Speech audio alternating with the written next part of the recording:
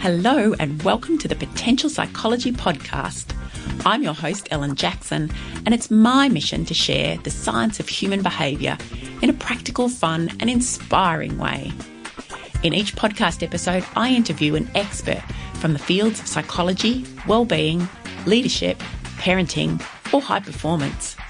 I pick their brain to uncover what they know about living well, what tips do they have for you and I quiz them about how they apply their expertise in their own life.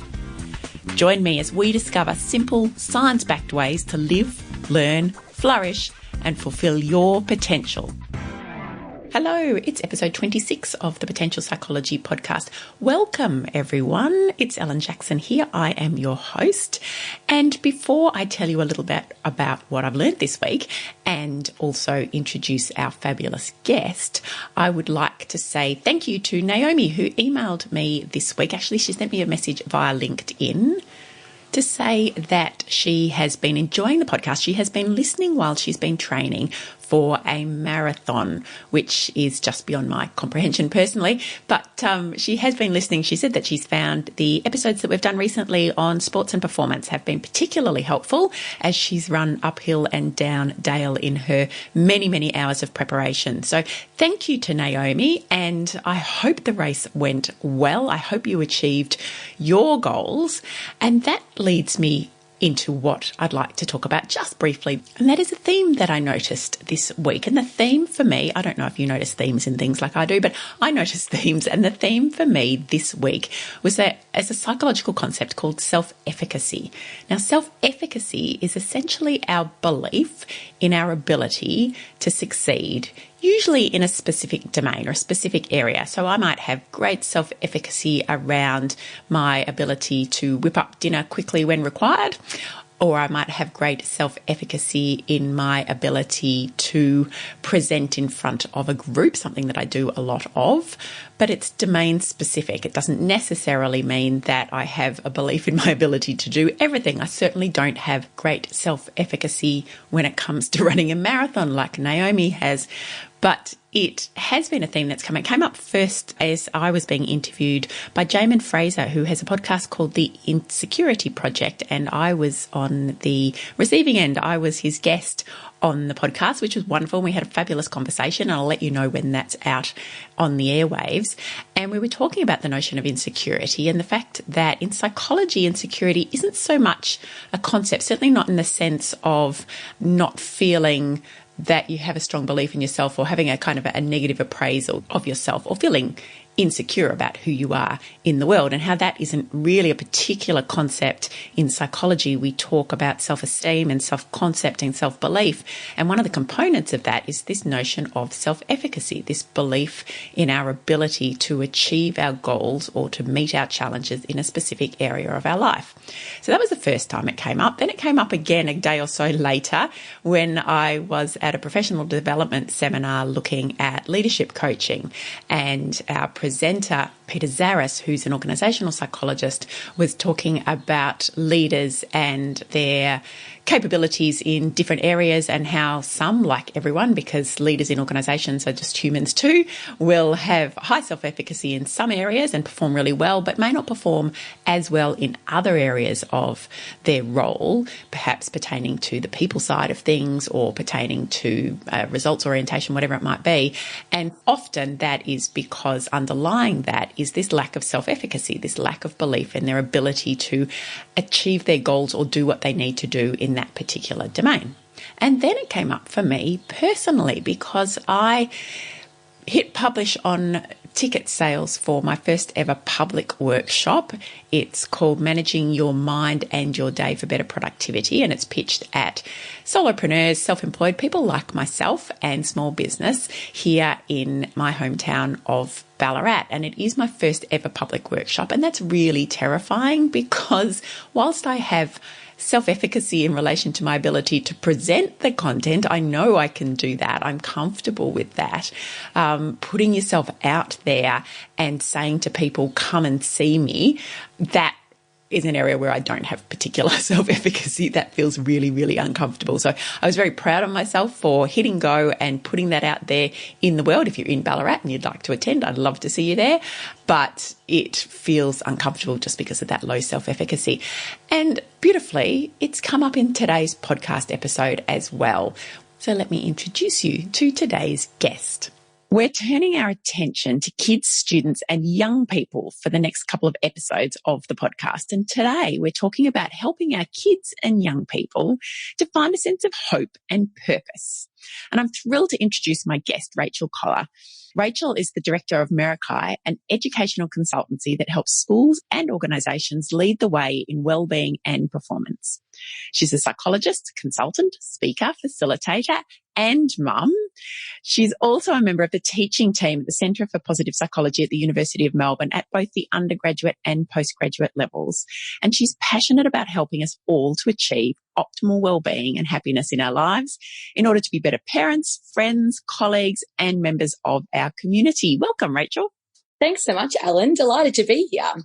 I'm very glad. We were just discussing the fact that it has taken us a bit of toing and froing to get to this point, but it's lovely to welcome you on board as a guest to the podcast. Thank you. And I've got lots and lots of questions for you, Rachel, but I'm going to start by asking you a bit about hope, because hope is kind of central to the work that you're doing, and I'll get you to explain a little more about what that is shortly.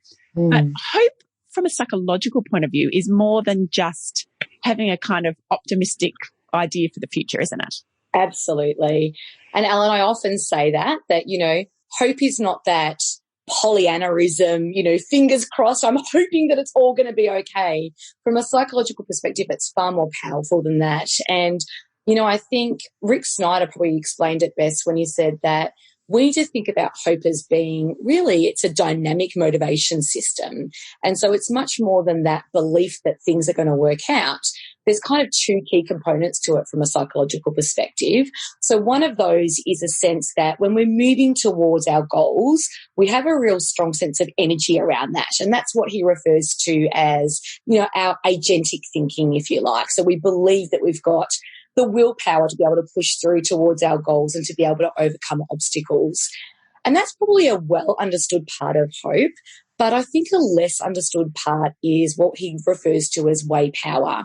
And that is our capacity to think through a whole variety of different pathways through which we can actually move towards our goals. And that, for me, I think is a real key. It's not just that sense of, do I have a sense of willpower, but actually, do I have the means and the capacity to think through what are the different ways through which I can achieve that goal? So it's that double combo of way power plus willpower. So far more complex than just wishful thinking or optimism. Absolutely. And in fact, there's a lot of research that really differentiates between optimism and hope. But it is indeed far more complex. And one of the things that I love about Snyder's model is I often refer to it as this beautiful, elegant simplicity. It talks just about those two components of being way power and willpower.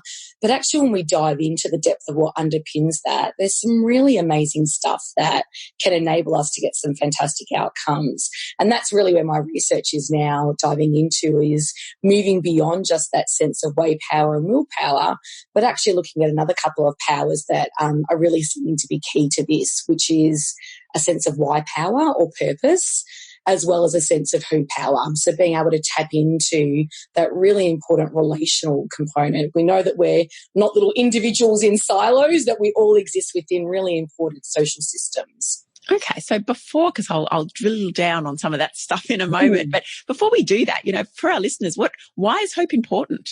Hope is critical, I think, and hope is particularly critical in today's environment.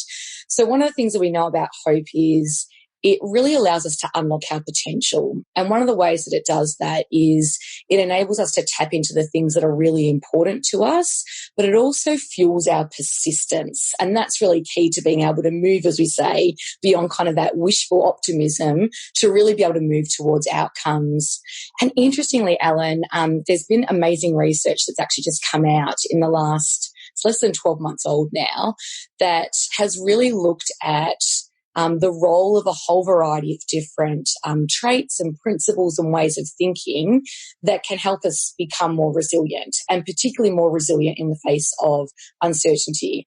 And I'm sure, as many of your listeners are aware, that certainly encapsulates the world that we're living in right now. And yeah, particularly for our young people, a real sense of uncertainty. And when you dive into that research, it turns out that hope is actually the only one of 7 traits, including things like grit, that actually predict our resilience in the face of that uncertainty.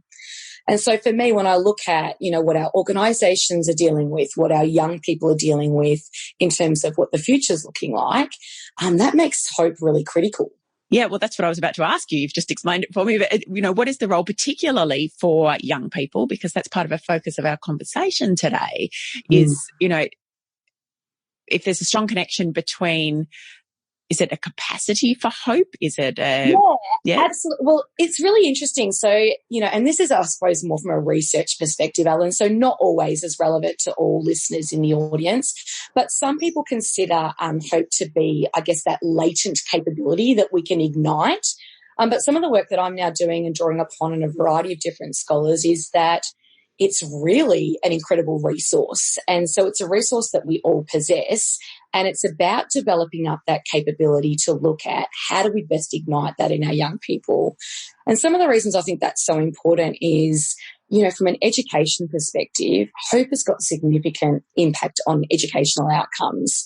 So we know that for our schools, this is a really key part of their core business, right? So not only do they want their young people to have that really important sense of well-being, but they're also looking to be able to make sure that all students can achieve their potential within that education realm. And hope has really been shown to be a key mechanism in supporting that. Okay. So there's a lot of compelling arguments here. We've got it's important in well-being, it's important in fulfilling our potential, it's important in educational outcomes, it's important in our resilience. So it's clearly not a bad concept, right? It's got lots of stuff going on for it. But what does a young person who has hope look like? Great question. So some of the markers that we see in people that are high in hope, and certainly more when we're talking about our young people, is that they are much more likely to set learning goals. So their goals are not just about achieving performance outcomes, but they're really good at being able to stretch themselves and say, where else could I go? What else could I actually develop in? We also know that they're really good at what we call more positive problem orientation. So not only can they kind of critique and look at where are the gaps and what do I need to do, they're really good at broadening out their perspective and saying, well, what else could I draw on to be able to resolve this particular issue? Okay. One of my favourites, I have to say, there was a mother of 4 daughters. One of the key characteristics of high hope young people is they actually set goals based on their own standards, not those of others. And yeah, obviously as a mother of daughters, that's really critical for me. Okay, so that's being able to, I suppose, there's all sorts of kind of concepts that are popping into my head as we talk about that. So, even just the idea of self-awareness, I suppose, and having awareness of who we are, and therefore, what is it we're aiming for in life? What's important to us? What does give us a sense of purpose? What are our goals? Yeah. That sounds like it's a component for it. And as you say, for young people who, I suppose the nature, I'm not an expert in parenting and well, other than kind of doing it myself. That makes you categorically an expert. I always say case study N of 1 is really important. It works. But teens are susceptible to external, we're all susceptible to external pressures, but teens and young people and young adults are perhaps because of that developmental phase they're going through are going to be looking to others, external forces, social pressures, friends to kind of guide them and, who they should be and what they should do. Yes. So this hope concept, does it need to be more internal? Where does the learning and development of this come in? That's such a great question. And I suppose that's where I think parents play such a pivotal role, because what the research is really telling us is that development happens right throughout our lifespan. So the ways in which we interact with all those important people, be they parents, obviously in that early formation phase, teachers are really key to doing that in a school environment, but also peers, all of that plays a role in how we actually develop hope. And it comes from some of those feedback loops, which is why I say that, who power is really important. The people that we have around us and, the feedback and information they're giving us around our efforts are a key part to how we internalize that sense of hope and can then draw on that as a resource. Okay. So from a practical point of view, if you've got a young person who is getting these messages, there's some messages that are helpful, some that perhaps are not so helpful. Can you give us an example of what a helpful kind of message, what's helpful input into that feedback loop that's going to help develop somebody's sense of hope? Yeah. I think one of the really great helpful loops is being able to give the young person feedback on what you're seeing in terms of their progress. And so rather than focusing on outcomes, it's very much about picking up on the strategies that they're utilizing and reinforcing and building up the strengths that we're seeing in them helps them to internalize, actually, I've got these resources myself that I can draw upon and they're being reflected back to me that they're actually really useful. So we kind of take away the focus from end goal outcome, which can take a long time to achieve, to instead focusing on what they're doing as they move towards that. So I have two boys who are aged 10 and 7. Yeah. And one of the things that I try to do with them is instill a sense of problem solving, a bit of efficacy around problem solving, Yeah. They come to me with an issue. I can't find this. I lost that. Well, what could you do about it? Yeah. Rather than here it is. Or I must admit there's a fair bit of here it is. I live in a house full of men. So, but and time factors. Yeah, that's true. But is that an example of that sort of feedback loop of saying, what could you do about it? And then I'm really proud of you for solving that problem yourself or figuring it out yourself, or at least trying to figure it out yourself. Absolutely, Alan. And so you're tapping into the second part of hope, which is really critical. So when we're talking about the first part, we're talking up building up our young people's sense of agency and that they actually, have that capacity to impact on their world. And the second part is that pathways thinking, right? So it's about helping them to be able to look at, well, how else might I be able to solve this? So I often do the same with my own kids. I think about my youngest. She's like, just give me the answer, Mum. I just want the answer. Must be so annoying being the child of a psychologist. I know. They tell me that all the time. Could you just be a mum now, Mum? I'm like, yes, but I can't unlearn what I know, sweetie. Especially when it's the important stuff. Yeah, absolutely. And I think that's it. I think it's about challenging ourselves to and modeling that. How often do we just go for the same old pathway, but actually saying, and reflecting to our kids, hey, you know what? I tried this and it didn't work. And so now I'm going to have to challenge myself to come up with, some other ways to do that. Do you have any ideas, drawing them into even some of our own problem solving? Yeah. And that's kind of thing. I actually encourage that in working with leaders in workplaces. So trying to, and I think we can do it as parents as well. I always say in workplaces, just, take your manager hat off. We turn up to work and we think we've got this hat that we've got to wear that says, I should be able to solve every problem, know every answer, do everything. But, take that off, be genuine in your, I tried and it didn't work. We're going to try this instead. Show that you're kind of vulnerable and human. And I guess, in modeling that, I can understand that would make sense from a parental point of view, having those conversations with your kids and saying, yeah, look, I thought this was a really good idea, but it's just not. We tried and it didn't work. Let's try something else. Absolutely. And I think that authenticity piece is so important for any leader. And you know what? Parents are leaders as much as leaders in organizations are. And it's really interesting, isn't it? Because I think for myself, when I'm leading in an organization, I think I've learnt well over time to become much more of a facilitator rather than a fixer. And that's often the language that I'll use in organizations, that, your job is not to fix everything for your staff. Your job is actually to create that curiosity and find processes to facilitate how they can build up that capability. And you know what? The same's true as a parent, right? Like, my job is not to fix everything for my kids.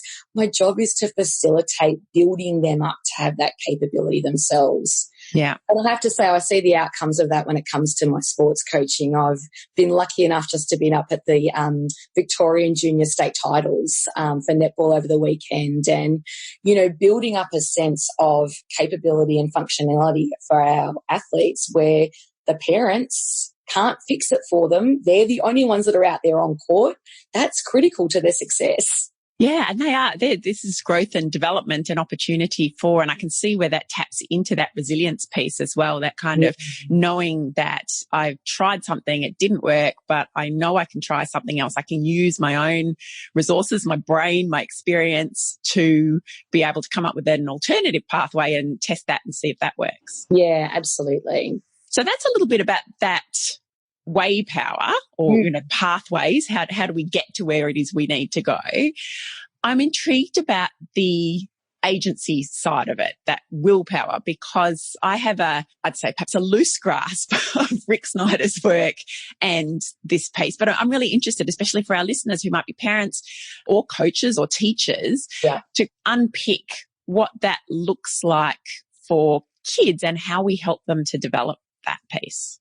And that's really interesting, Ellen, because that is actually, it's the agency piece that I think has really taken me to say, I think there's actually more to hope than just those two components. Okay. Because when we dive into how we actually build up that sense of agency, that's where I think there's much more coming out in terms of that.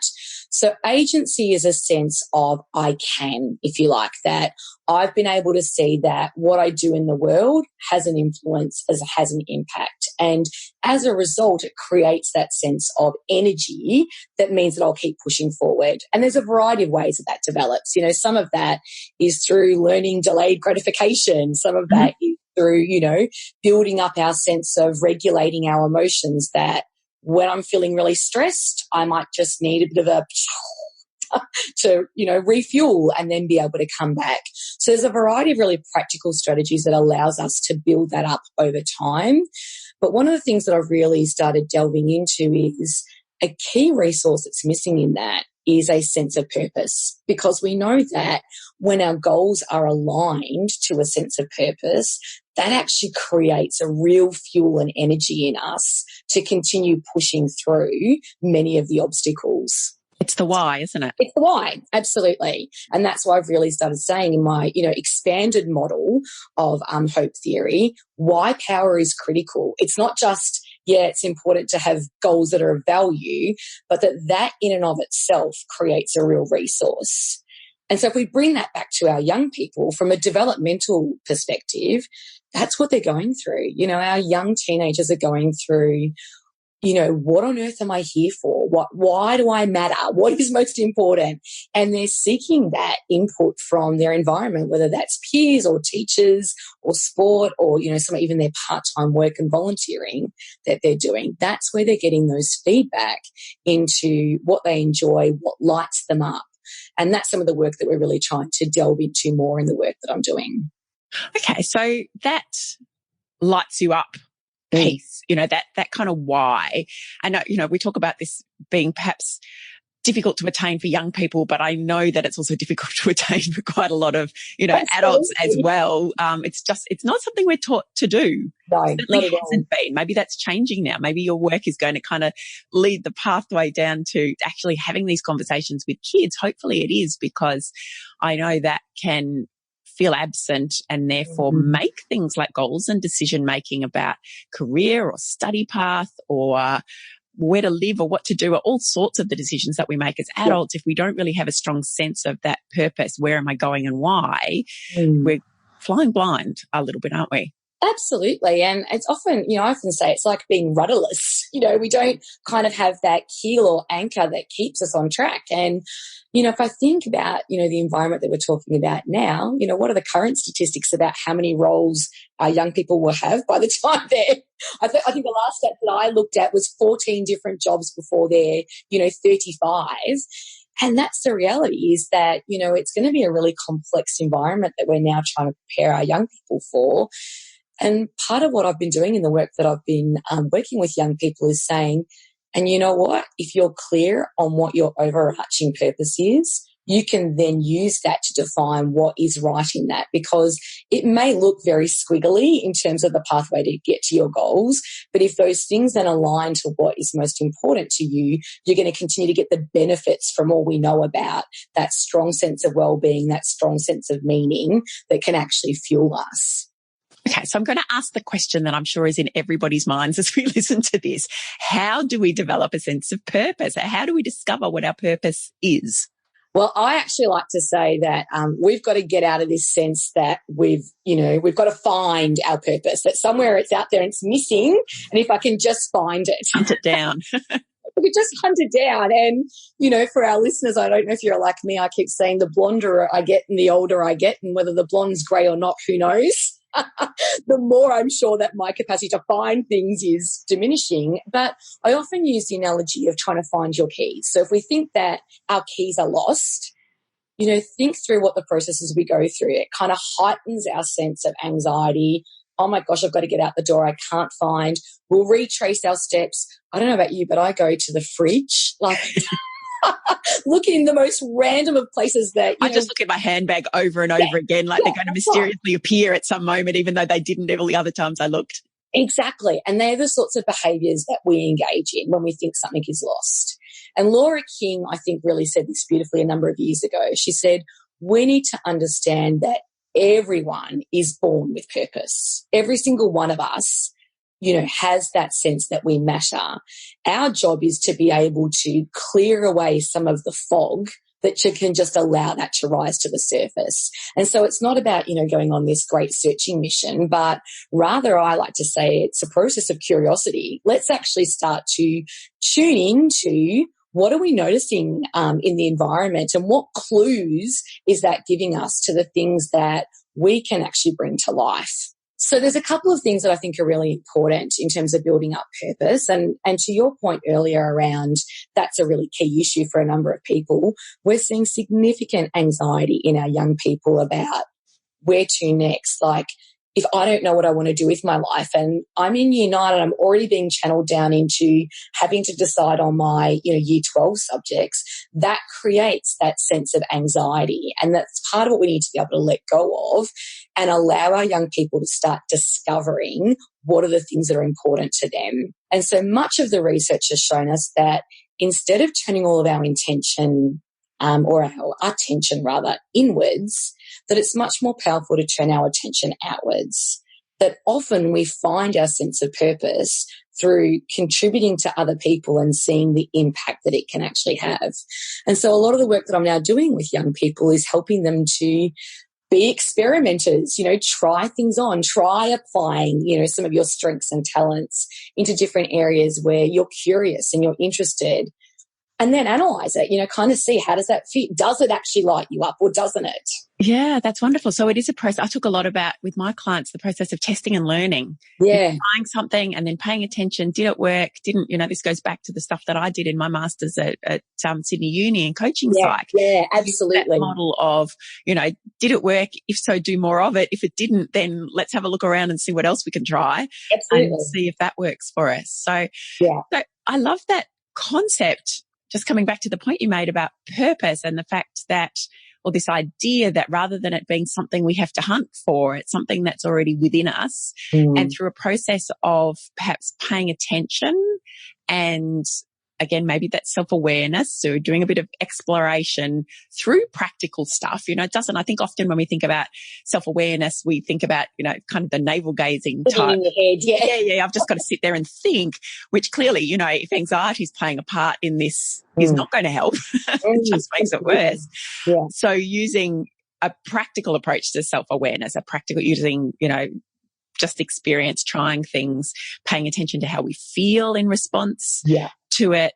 I'm interested too in the notion of others' observations of us. That's certainly something I use in a coaching context. When someone's talking to them, I reflect back what I'm seeing in terms of their facial expression and their body language. Are they looking kind of, they say, oh yeah, I'm going to take on this particular role. And at the same time, their shoulders kind of slump and they just look miserable, versus when you see their eyes light up and just the passion kind of spill forth from them. Absolutely. And that as an indicator of, that's where you should be. That's the stuff that absolutely. And often we need that distance, right? We're not able to do that ourselves. And so you're absolutely right. And, Ellen, in the work that I've been doing in the Hope Labs program, I've actually based it on a coaching model. So it is actually about, using those reflective others to be able to support us in seeking that out. And one of the other things that I think is really important is, to remind kids that it's about playing. And so really try to bring that sense of play and experimentation, that we're at our most creative and generative when we're really young in many ways. And it's about how we continue to harness that and protect that, as opposed to losing that the more that we age. This is an interesting one from a parental perspective. Looking at, because I'm passionate about helping people to find their strengths, uncover their strengths, all of this stuff that we're talking about, and, what lights you up, and doing more of it, because we know that doing more of that contributes to our well-being, as well as giving us a sense of, who I am, what I'm good at, what I enjoy, perhaps where that might lead us. But I've got 2 kids, and one is very sporty. And loves his sport, and we know that that is a thing for him. He loves it. He will put it over and above everything else. It's an easy path. Yeah. And the other one is far more creative, but at the moment, a lot of that is manifesting in Minecraft. And I can kind of rationalize that in my own, it's about the tension, I suppose, for parents of, understanding that, this is something that's really key for him. And I know, as a psychologist, or at least I think I know, that it is something about the creative process that he engages in doing this that is lighting him up, because I can see parallels with, he loves his Lego, he loves to draw, he loves to create little books, all of those sorts of things. So looking for those themes. But I know that I can do that in part because I've spent the last 20 years studying that kind of stuff. Right. What are your tips perhaps for parents who are looking at their kids, who want to help them develop this sense of purpose, in terms of, what should they look for? How do they help them and guide them? Yeah, so I think, again, we can draw on a lot of coaching when it comes to parenting, that, if we can actually continue to reflect back to our kids, hey, I'm seeing you do this, so, or tell me what's exciting about this. Help me to understand, what is it about Minecraft that you like? I know when I talk to my daughters who play Minecraft across the room with one another. With each other. Yeah, exactly. They'll often say, yeah, it's creating, but it's actually the collaboration. I mean, they don't use those words, but, it's actually connecting and playing together that really is what's exciting them. And so I think as parents, one of the tips for us is to continue to be curious and kind of suspend that judgment, because I go, screen time, and all of my anxiety comes up, as opposed to actually delving in with my kids. Well, what is it about this activity that you are really getting something out of? And, then being able to reflect back, well, hey, here maybe are some of my concerns about that. How might we be able to come over this together? So I think that's really important. The other thing that I was going to say with that, though, I think is, one of the things that we can do as parents is, and it's probably easier perhaps as our kids are younger, is to help them kind of reflect back what their strengths are, and maybe even start mapping where they can play with that in other areas. So this is a real strength that I see in you. How might we be able to use that in a whole variety of different areas? So how might you use your creativity to perhaps help other people? And that, as I said, that then turns that focus outwards, rather than always being this into focus, which can actually shut us off from some of those real resources that we have in our circles. Yeah, okay. So paying attention perhaps to what we see in our kids and what excites them and engages them, using what we know as coaching, which is really just a process of asking questions, isn't it? That curiosity and asking questions, what is it? Why do you, what do you get out of it? And kids won't, especially as they're younger, perhaps might not have the words for that. But if we observe it in parallel, maybe we can start to see, what, and see linkages. I think that's the thing that's always helped me, is to see linkages between, a bit like I was saying with my youngest, there's the Lego, loves building things out of Lego, also loves to draw and write, also loves the Minecraft. And the linkage there for me is, he likes to create stuff. Yeah, absolutely. And we as parents can do that, right? We have the capacity to be able to stand back and actually see the patterns.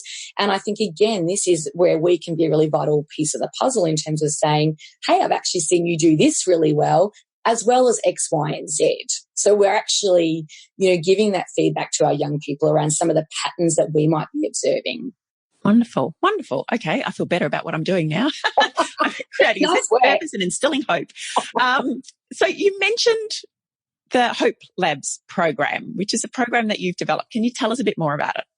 Yeah, sure. I'd be delighted to. I guess this program came out of a real gap that I was seeing in terms of our approach to being able to build hope. So, there's been an amazing number of schools that have implemented and applied some really core positive psychology principles in the way in which they are teaching and the way in which they're actually explicitly building up the well-being of our young people.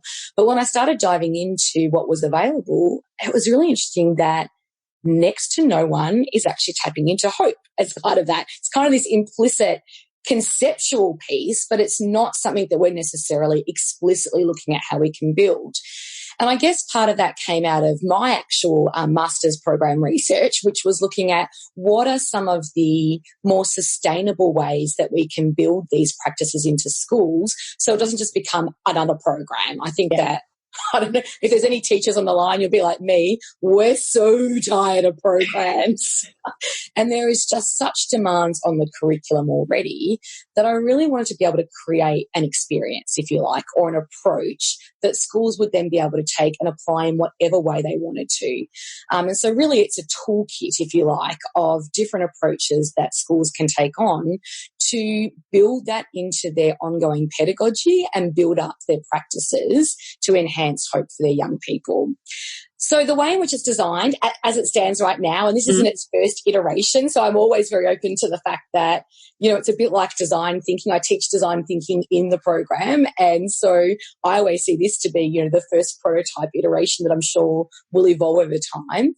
But the way it works is that it actually draws on the best of what we know about the neuroscience of learning. So you actually touched on this earlier, Ellen, when you were saying, it's not about us telling our kids, but rather about providing opportunities for them to experience things. And that is a key way through which we build skills. So we know from neuroscience that there are probably 4 key areas that are really important well-being skills that actually enhance our capacity to learn. And they're the 4 foundations that the program's built on. So we're talking about awareness, and that's that, self-reflection, our capacity to be able to say, what's going on here?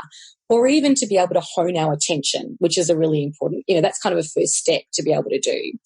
It's also about being able to develop connection. And so how we can create that sense of empathy, because if we're to be able to develop different pathways towards our goals, we've got to have a sense of empathy of what's going to enable us to get there. But it's not about teaching, empathy is important. It's actually about providing opportunities for them to experience that. And then the final 2 pieces of that, neuroscience puzzle are developing a sense of insight. And this is really important, again, for us to develop that self-awareness of where am I feeling things? So when I talk about being lit up, what does that actually feel like? Do I get sweaty palms? Do I start feeling like my, blood's racing? And giving a variety of tools and strategies, as you said earlier, to give kids language around that, because that's tricky. We don't often have the language around that. And then finally, and from my perspective, the most important piece is helping them develop a sense of purpose. And we know from a learning perspective that if we can link learning back to the meaning and the purpose of that, it actually enhances outcomes for our young people. So that's kind of the foundation on the approach, if you like, or the how. But the what is around really building up a whole process of skills that we know come from, great exemplars such as organisations that have taken on design thinking. We do a lot of innovation planning. So we're actually drawing on many of the tools that I've actually worked with organisations in terms of taking them through a process to be able to refine their goal setting and building that out. Would it be helpful to tap in or kind of just direct leaders to some of the other aspects? What would be helpful for your audience, Ellen? Well, I'm just thinking about, from a teacher's perspective, because I know, even when you introduce that idea, it is, and I think back perhaps to when I was at school, and I know teaching has certainly changed a lot since then, but this idea that rather than telling someone what it's all about, giving them the opportunity to experience it. And then all of those processes that you talked about in terms of self-reflection and awareness and that mindfulness around how it makes you feel. Yeah. And it is a new way or a newer way of thinking and engaging people. Have you got any kind of practical examples of where somebody's used this, perhaps in a classroom, and what the outcome's been? Yeah, one of the ways this has been applied is a school that I was working with actually had them develop innovation programs. So they used the innovation model and actually mapped that to how the students could address one of the United Nations Sustainable Development Goals. So kind of use that as a framework.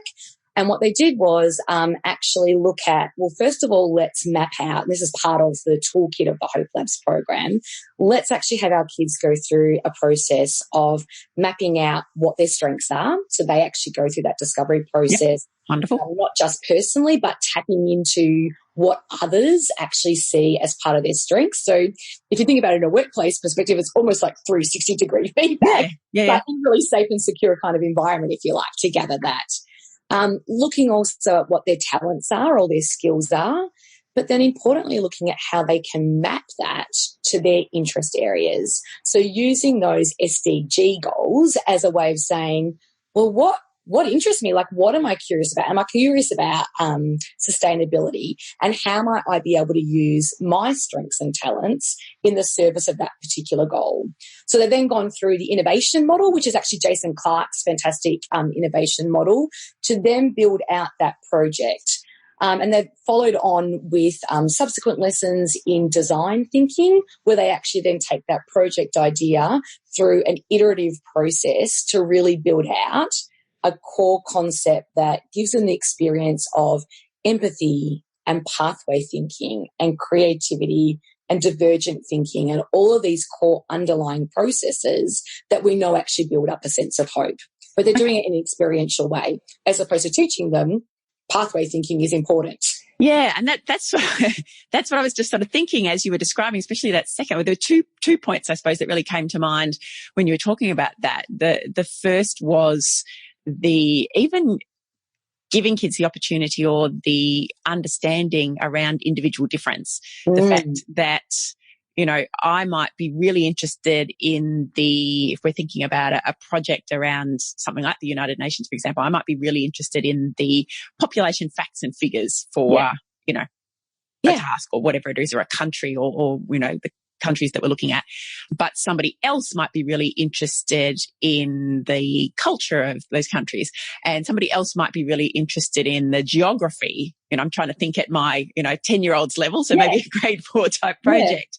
And the fact that we are different and we're drawn to different things, and the fact then that when we're doing the bit that interests us and plays on those strengths, it's easier to do. Absolutely. Yeah. And not only is it easier to do, it's actually intrinsically motivating. And so, it's kind of that upward spiral. We enjoy doing it. We're good at doing it. We want to do more of it. So we become better at doing it. And that's one of those relationships that leads to students high in hope having better academic outcomes, because they're working on things that they're intrinsically interested in. And I think schools have done a really good job of starting to build this in with project-based learning. This is really just providing them with a framework and the tools to be able to apply that with the underlying science behind it. Yeah, and that was the second part of what you were describing that kind of struck me, was that it's not teaching. We don't need to teach them even the concepts. The kids don't necessarily need to understand that this is pathway thinking and this is, hope theory or any of those. And maybe even to some extent, the teachers don't need to know that. I mean, it's always good if they know why they, whatever they're doing works, but not so much getting into the nitty-gritty of that, but actually having the kids experience it. Yeah. And that is what is building that growth and that sense of purpose without them necessarily having to understand the ins and outs of why. Yeah, absolutely. And when you think about our young people, they're all at varying stages in terms of their capability for that sort of literacy, right? But every one of them has the capacity to experience and build up that learning. And that's why I think it's a more powerful model of really being able to quickly and more sustainably build a sense of hope, as opposed to that more conceptual, declarative learning processes that we go through. Yeah, because we've all got the capacity to pay attention to what feels good or what feels right or what feels interesting, and that's playing a part in it. Absolutely. Okay, fascinating. So interesting. So I'm interested to know a bit more about you. What led you to this particular area? Because you didn't start out here, did you? No, I certainly didn't start out here. Although interesting, I often joke that my career has, probably been that, iterative, circular, and I've kind of almost They all? Absolutely. That's what I tell kids all the time. Hi, this is normal. It's not a straight line from A to B. And, I think that's a really important thing that we need to be building for our young people, that it's not a straight line from A to B. In one of the schools that I ran this with recently, we actually had a guest speaker night and 4 amazing panelists, head of director of people and culture of large corporations, CEO of AFL organizations, amazing people. And of that panel of 4, 2 out of the 4 actually failed VCE, or what was VCE, HSC in the time. And for our young people to actually hear the iterations of where they got to as part of their story was really key, I think. And that was one of the big things that came back. That must be a big part of hope, to know that. I mean, that's part of the other pathway thinking, isn't it? That, it's not necessarily a direct straight line, and just because you struggle perhaps at school or things happen, sometimes things happen and there's accidents and there's illnesses and things that preclude you from following the path you thought you were going to take, to have hope that there are other ways to get there. Yeah, absolutely. And that, in effect, is my story. And so you just captured it beautifully, is that I started out as a psychologist, and I was an educational psychologist and working in schools. And I was a young mum at the same time. And, I got to a point where there was just, and I have to say, I left practicing as a psychologist many, many years ago, before much of the research around positive psychology started coming out. And so I was really frustrated with the ongoing, and the field has changed dramatically over the last 15 years. But at that point in time, there was such a significant focus on dysfunction and let's just look at symptom reduction. And I kept thinking, there's got to be more. There's got to be, even, for many of my young people who will be actually dealing with a mental illness for their whole lives, I still have this innate sense that they have a capacity to thrive. And yet there was not a great deal of work around that. It was very much just about functionality. How do we enable people to function? Get people back to zero. Yeah, absolutely. And that is really important. It's very, we can't be talking about flourishing and thriving when I'm actually not able to function in my day-to-day life. And so really important for us to do the foundational work. But because I was in that environment all the time, and then going home to my own children at night, in spite of really great training around drawing boundaries and being able to separate it, I found myself utterly burnt out. And I think particularly because it was dealing with young people day in, day out, that it was really hitting close to home for me. And so I made the call to stop. And it was real. And I can still remember my colleagues saying, "Are you insane? You've spent 10 years of your life, invested in studying this, let alone all the practice that you've done." But there was just something in me that was saying, I can't keep going anymore in this. And so I began working in organisations and started looking with organisations around how we could create the conditions for both the individuals in that workplace as well as the business to thrive. And so it was much more focused on that other end of the spectrum. And then probably about 4 years ago, I had this epiphany that here am I teaching all of these, working with these organisations about how they could unlock this potential in their staff, and teaching some of these great strategies. And all of a sudden thought, why are we waiting until they're adults? Hang on, there's something innately wrong in this. Why aren't we bringing some of this great stuff that we know about into education and building up this capacity at an earlier stage? And so I guess I came full circle that, I started the Masters of Applied Positive Psychology at the University of Melbourne, and my whole capstone research was in how we could marry that together. So how we could create the best of what we know about organisational science and how well that works with what we know about education, and being able to meld those together. And so it was very much about being able to take a systems approach that led me to this. So that's the career reason why. The other reason why is actually totally personal. I hope is actually my number one strength. Okay. And I never had language around that until I started uncovering the science of positive psychology, or wellbeing science. And as soon as I learned about hope theory, I thought, that now makes sense to me, that it's not that I just have that glass half full, but rather right throughout my life, I've been able to find different pathways to, get to that goal that's really, really important to me. And when I realized that that was one of my core strengths, and I was raising two daughters that were going, my two eldest daughters at the time were just finishing BCE and moving into university. And, one of them had an absolute totally clear sense of what she wanted to do and where she was headed. And the other was so strong in so many different areas that she didn't really know where to best map that to. There wasn't a clear sense of direction. And it really hit me that that's a gap in our schools, that we haven't yet developed, I think, enough of the strategies and processes to help our young people navigate that. And so it was about being able to combine my strengths with some of the gaps that I was seeing, both in Australia, but also on the international stage as well. And fulfilling your own sense of purpose from the sounds of things. My work is such a joy, Alan. Like, I have to say, even when I am, totally exhausted, when I'm in with schools, doing that consultation, working with teachers, working with young people to create that opportunity for them to have that aha moment, I just come home so energized. It's just such a great sense of joy. It's a funny feeling, isn't it? Being both energized and exhausted at the same time. I'm familiar with it. Yeah, absolutely. I often say, and again, that's part of, I think, what we need to be teaching our young people, that, great success comes with that. It doesn't come with, oh, good, I found my purpose. Now everything is fine and dandy. It comes with hard work that's tiring. Yeah. And it's really interesting when you were saying about helping kids. And I'm thinking now about, I'm thinking from my own personal experience of really that feeling of complete confusion and uncertainty when it came to career choice, and the fact that, and I get the sense it's actually a little worse now, perhaps even than it was when I did it. We're expected to choose our subjects and then decide on a university course to take, say. Yeah. And that was about it. I'm getting the sense now from talking to young people. I've been on a local panel here in Ballarat helping with careers night for kids around psychology. So lots and lots, always long queues of kids coming to talk about psychology. Yeah. And they're telling me that, what subjects do I need to choose in year 10 in order to become a psychologist? I'm like, well, God, I don't, my career was a bit like yours. I did a commerce degree, I did a psych major, but I wandered off into other areas and didn't come back to psychology until a little later.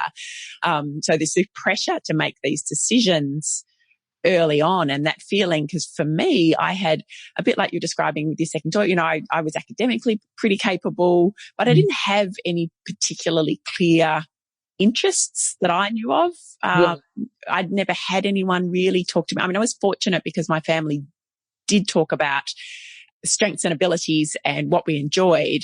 The things that I had were a little unclear. My top strengths are things like love of learning and judgment, and, which is not, for anyone listening, judgment in a kind of negative sense. It's actually more to do with, how we take information in around the world. But it was, it was a yucky feeling, really. Absolutely. To not know, to feel like I had to make a decision and to really have very little to draw on when it came to making that decision. I have a lot of empathy for kids who are in that situation. And I'm always trying to share a bit, like you were saying, my story and say, look, I didn't really know. I think I was 40 before I really started to get a sense. I do that all the time.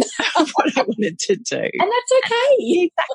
Exactly. However, I think that, telling a 16-year-old, it's okay. When you're 40, you'll be able to work it out, doesn't really resonate. No, that's a bit overwhelming, isn't it? Yeah, absolutely. And, I have to tell you, one of the most powerful bits of feedback that I had from one of our participants on the Hope Labs program actually came from a mum.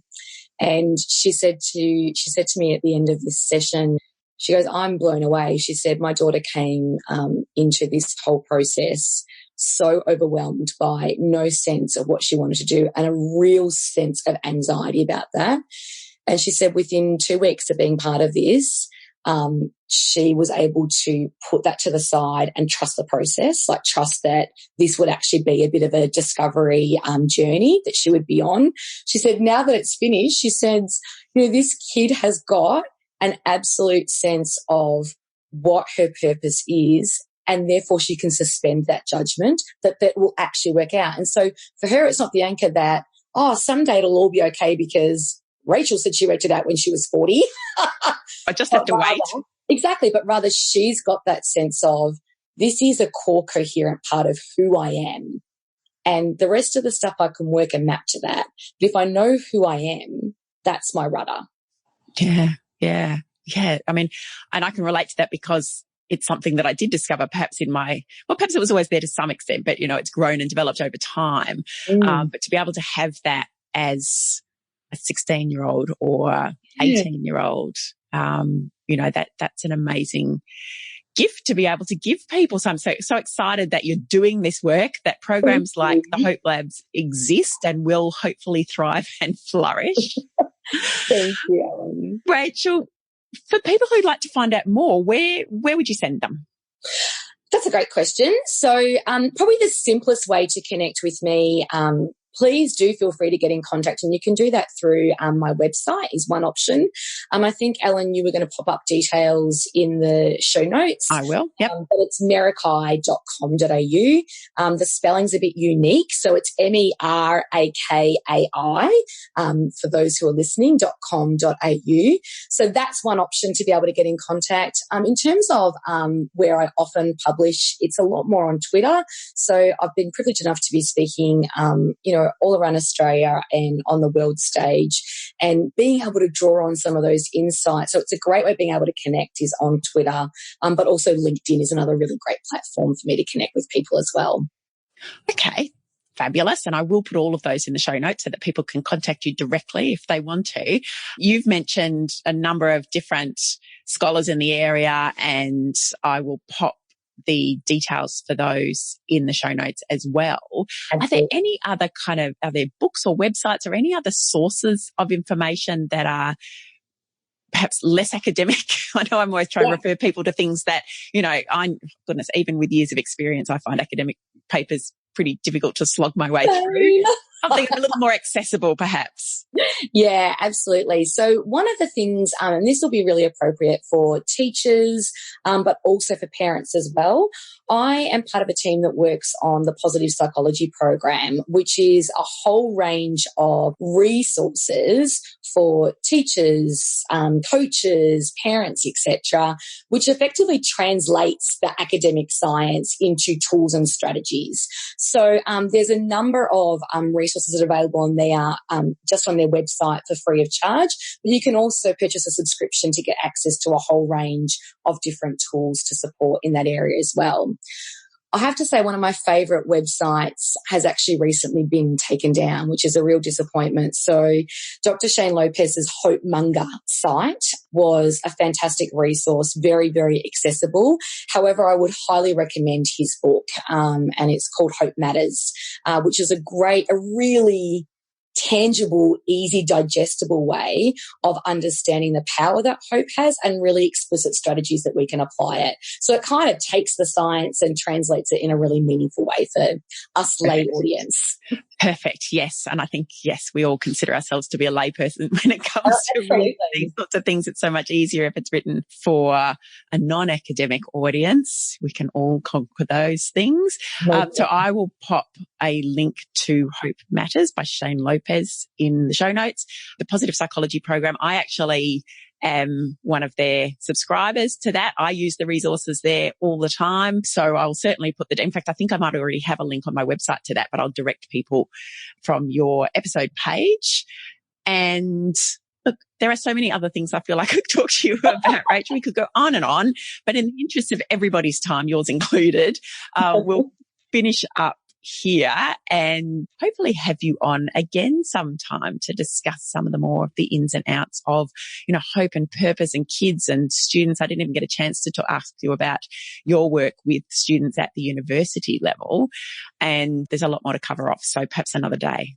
Absolutely, Ellen. And I suppose in you saying that, it's probably reminded me of another potential longer term resource for some readers to consider. And maybe it can be another day that we chat about that body of work.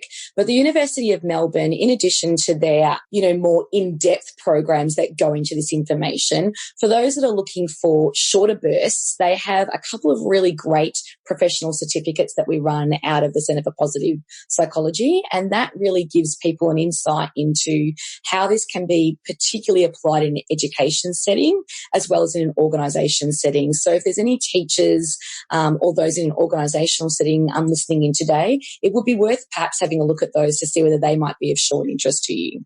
Perfect. And I will pop the details on there because I know the Centre for Pos Psych well, and I'll find the links to their programs and add those in as well. Great. Fantastic. Rachel, thank you so much for your time and your knowledge and your expertise and your ability to translate that into some practical strategies and tools that we can all use, whether we're teachers or parents or anybody who's involved, particularly with young people. So again, thanks for your time, and we'll talk again soon. Fantastic, Ellen. Thank you so much. Really appreciate your time. I seriously could have chatted to Rachel all day, and I hope that you now have some ideas and strategies for helping the young people in your life to find their purpose and a sense of hope for the future. You'll find the links to Rachel's consulting firm, Merakai, as well as further information on some of the research and resources that she's mentioned on the Potential Psychology website. Go to potential.com.au/podcast. And if you loved today's episode, please let us know. You can rate and review the podcast on iTunes, as that's the best way to spread the word about all of our guests and the work that we do in promoting wellbeing. You can also chat to me via email at ellenjackson@potential.com.au, but I'm also on Facebook and LinkedIn and Twitter and Instagram, and you can leave a comment in the comment section on our podcast episode page. So wherever you'd like to hang out, let's start the conversation. You can even leave me a voice message via the Potential Psychology website. Go to the podcast episodes and show notes page, click the orange button on the left-hand side that says start recording, and let's chat. Now, next week, we will be continuing the theme of young people and their wellbeing when I talk to Dr. Michael Carr-Gregg, who is one of Australia's highest profile psychologists. He's the author of at least 11 books. He's a broadcaster and a specialist in parenting, children, adolescents, and the use of technology for mental health. And Michael and I are going to ask the question, are we getting it right when it comes to the mental health of our kids? Because I believe he has some pretty strong views on the topic. So join me next week for that interview. I'm really looking forward to it. And until then, have a great week, and I'll see you soon.